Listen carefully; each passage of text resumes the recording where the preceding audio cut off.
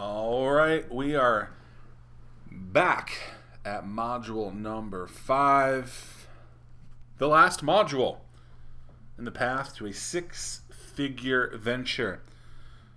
In this module, we are going to be putting it all together and talking about the playbook and minimum viable product and validation. Remember last time we talked about mastering sales, developing your revenue model, and how to use the sales funnel. Now we're going to talk about MVP. No, MVP is not most valuable player. What MVP is minimum viable product, which is how you can launch your company with just the tools in your pocket. And before you're saying, Zach, you're crazy, I'm going to give you 3 examples of how this can save you time and money in the next few slides. So, by definition, MVP, and we're going to use MVP and say, instead of saying minimum viable product, we could also call it prototyping, anything like that. By definition, it's the development technique in which a new product or a website is developed with sufficient features to satisfy early adopters. The final complete set of features is only designed and developed after considering feedback from the product's initial users. Remember, it's a development technique in which a new product or website is developed with sufficient features to satisfy early adopters, only focusing on the core, not delivering everything day one. So there's 3 questions that you'll want to ask yourself. What problem are you solving? How do you solve it? And who can you serve immediately? Putting everything together here from the other modules, I think you're starting to get it. What problems are you solving? How do you solve it? And who can you serve immediately?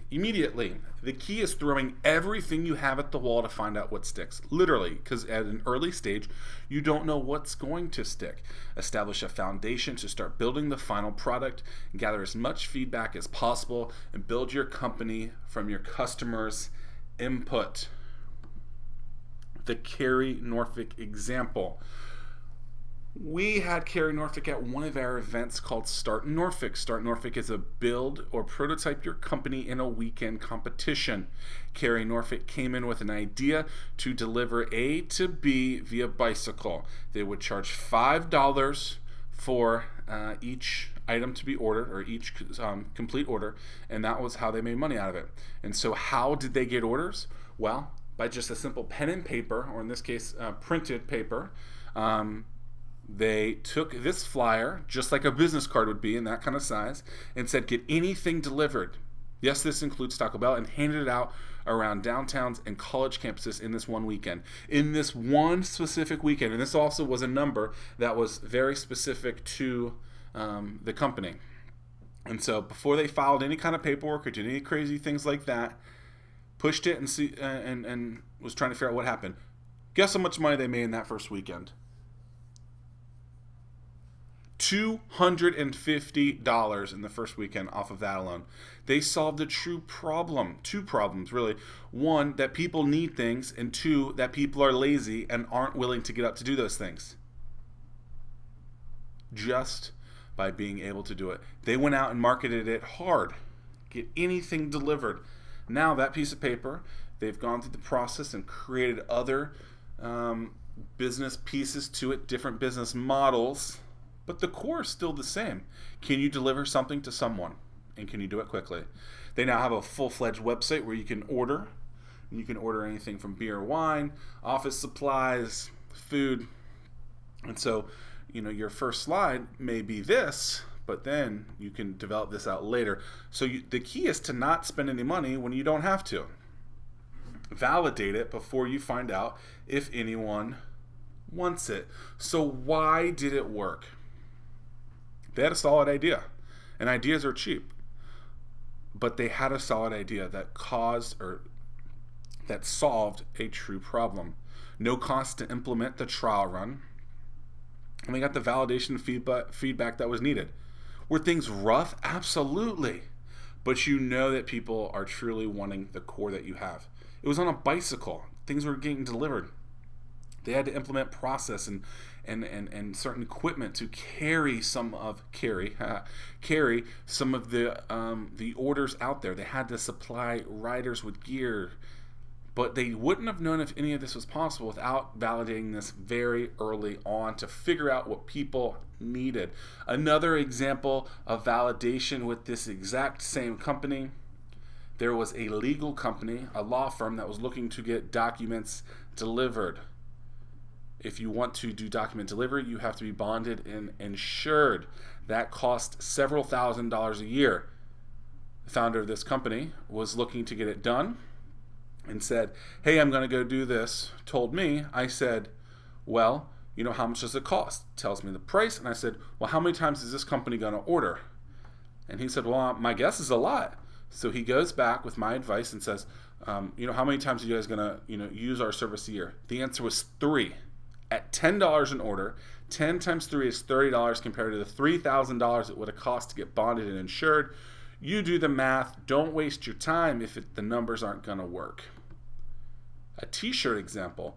So we came up with the idea at Hatch to create a no whale hunting shirt, which is basically a dig at your local and national economic development firms that try and recruit large companies to move to specific areas.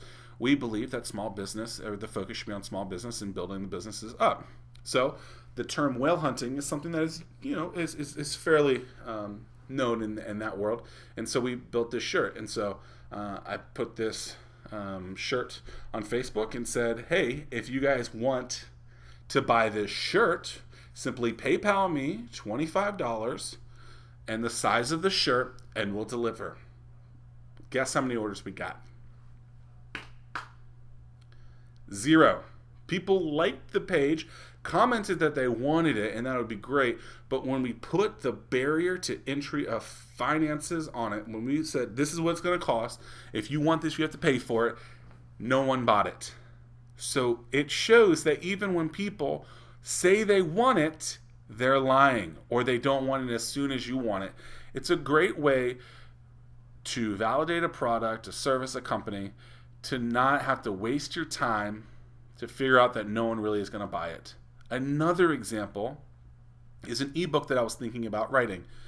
I spent $5 to get the graphic made on the left, and then I posted a post on Facebook. The idea was to develop an ebook that would be called $5 Marketing, which would basically showcase several different ways that you can market your company for $5 or less. I wrote a little post about it and saying, I'm interested in writing this ebook. If you're interested, go to this page, and I put a Gumroad, which is a payment processing company. I said, go to this page and buy the book if you want it. I posted that a couple of times. If you look, 10 or 11 people liked it, several comments on there. Guess how many orders I got? This is a pre-order, never wrote it. Guess how many orders I got? 0. Guess what I did? I didn't write the book. I didn't want to write the book if no one wanted it.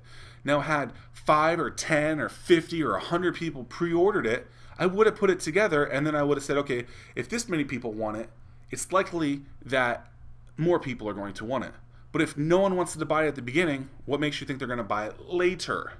So the key is to try and get the information out there so that you don't waste your time building and developing something that no one ever wants. So I didn't write the book, and we didn't print the shirts. So what do you want to learn? Just because people say they want it doesn't mean they'll actually buy it. People are nice. When you add the barrier to entry there, with a financial piece to it, you're more likely to find out who's serious and who is not. Money is the best form of knowing if a business or a consumer is actually serious about what you are offering. So why is validation important? Before you waste time developing your detailed business plan step by step, you want to make sure that there is going to be people to buy it. If you don't validate it, you could spend months and thousands of dollars working in the wrong direction. Let me repeat that. If you don't validate it first, if you don't find people that actually want it, you could spend months, weeks, years, days, and thousands of dollars I've seen people spend hundreds of thousands of dollars. You hear people talk about millions all the time, working in the wrong direction. Find out early on if people want it. How do you validate? Offer discounts to entice people to buy because they're not buying a product that's ready right now. Do a trial run of your MVP like Carrie Norfolk and ensure that are customers for your business. Gather feedback to improve the product based on your customers' input. You can do a paid webinar. Any way to eliminate the barrier to entry through financial means is what you're looking for. Any way to eliminate the barrier to entry through financial means. You want the financial piece to be there because you know if someone's serious or not. The goal, to spend the least amount of time and money to find and sell to your customer. And if you waste 7 days to find out what you were developing isn't wanted, it's better than producing a business plan for weeks and spending thousands of dollars to find out no one wants it. The entire idea behind this, the entire concept behind it, is to find out what truly sticks. I'm going to say that again. The goal for this business is to find out what truly sticks quickly. It's a lot of work to find out what sticks quickly, but instead of just planning and then finding excuses as to why you can't launch or do anything, you can spend the least amount of time and money to find and sell to your customer, because if you waste 7 days to find out what you were developing isn't wanted, it's better than producing a business plan, 100 pages, spending thousands of dollars and months of your time to find out nobody wants it. To recap, how do you make your MVP? Take the tools in your pocket and develop a prototype for people to buy immediately. There's the 3 Qs of the MVP, which are: what problem are you solving, how do you solve it, and who can you serve immediately. And remember, validation is key. Part 2 of Module 5 is coming up next. It's the playbook, and that's your final module. Excited to give it to you guys. The playbook is coming up next.